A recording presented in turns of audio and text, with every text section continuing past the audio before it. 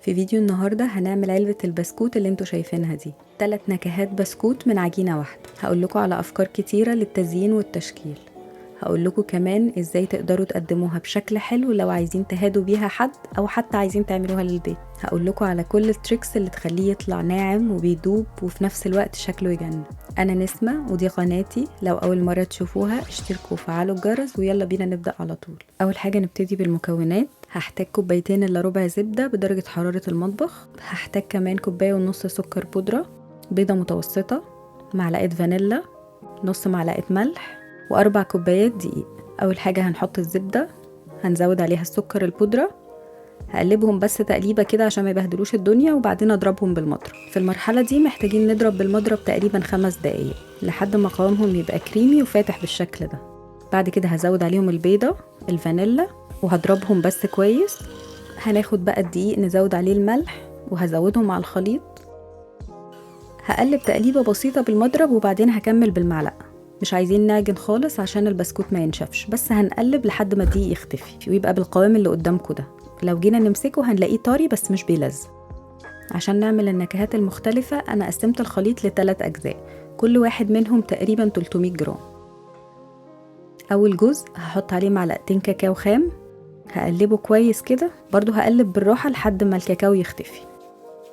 الجزء التاني زودت عليه 1 معلقة كبيرة بشر برتقان. الجزء التالت بقى زودت عليه 1 معلقة نسكافيه، وبعد ما اتصور اكتشفت ان الكاميرا مش شغالة. هاخد كل جزء منهم بقى وهفرده بين ورقتين زبدة بالشكل ده. هنفردهم لحد ما يبقوا بالسمك ده.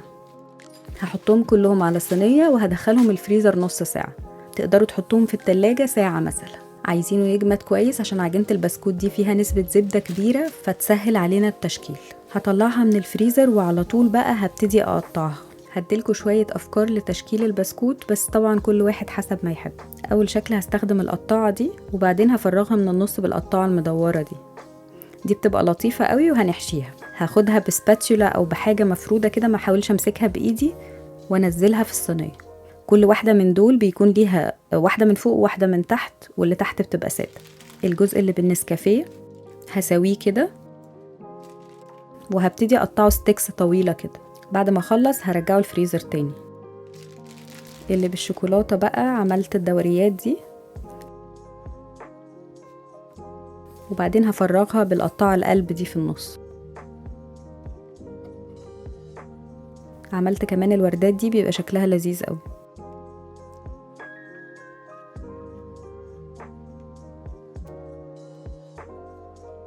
تقدروا بقى تغيروا في الاشكال زي ما تحبوا. الشكل ده الولاد بيحبوه جدا. في شكل تاني بسيط ومن غير اي قطاعة، بناخد قطعة ونعملها زي كورة كده ونبتدي نعمل فيها تجويف هنحشيه بعد كده. هبتدي ارص كل الاشكال اللي عملتها على ورق زبدة وهدخلهم الفريزر نص ساعة قبل ما ادخلهم الفرن. هيدخلوا فرن سخن مسبقا على درجة حرارة 180. بياخدوا بالظبط 11 دقيقة. دي كل الاشكال اللي عملتها. اول ما يطلعوا من الفرن سيبهم 10 دقايق يبردوا في الصينية، وبعد كده هنقلهم على شبكة عشان يبردوا كويس. تعالوا بقى نشوف التزيين. هحتاج شوكولاتة بيضة وشوكولاتة بالحليب متدوبين في الميكرويف. اول حاجة الستيكس اللي بالنسكافيه دي هنزلها في شوكولاتة بالحليب، واللي بالشوكولاتة هنزلها في الشوكولاتة البيضة. هنمسحها كويس كده ونرصها في صينية. الاشكال المفرغة دي هرش عليها رشة سكر بودرة عشان بتدي شكل حلو قوي. اللي بالشوكولاتة هحشيهم بالنوتيلا.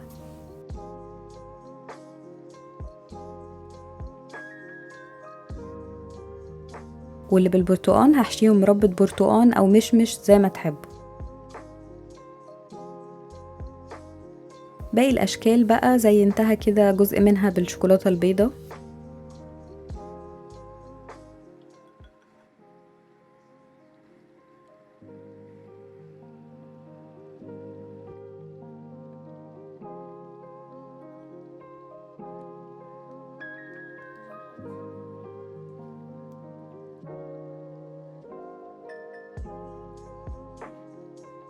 الشكل المفرغ ده هنحشيه بالنوتيلا.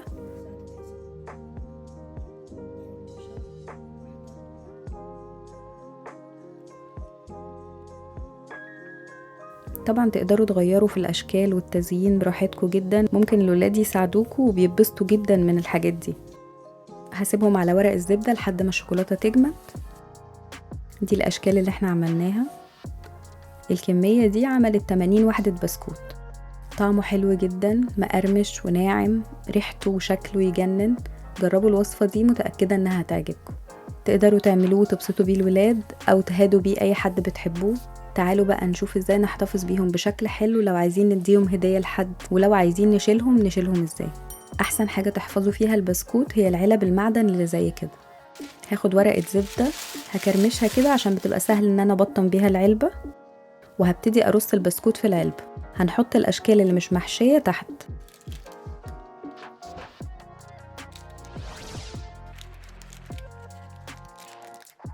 وعلى الوش الاشكال اللي عليها مربى او نوتيلا عشان ما تتبهدلش.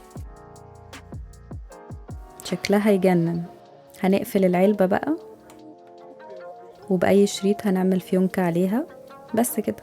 لو لسه بتتفرجوا لحد هنا، شكرا جدا عشان بتتفرجوا للآخر. ولو عجبكم الفيديو ما تنسوش تعملوا لايك وشير وتشتركوا في القناة. أشوفكم الفيديو الجاي.